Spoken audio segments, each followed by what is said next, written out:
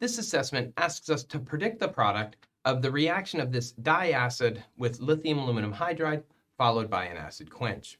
Now, there are two carboxylic acids in this equation, and in this reaction, and both can be reduced by lithium aluminum hydride. So we're going to assume an excess of reagent that allows us to reduce both.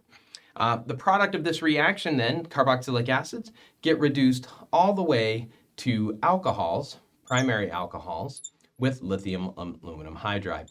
And so the product of the reaction will be this. Now, I don't want to spend time on the mechanism in this video, but one of the things we can do is at least identify where the different hydrogens are coming from.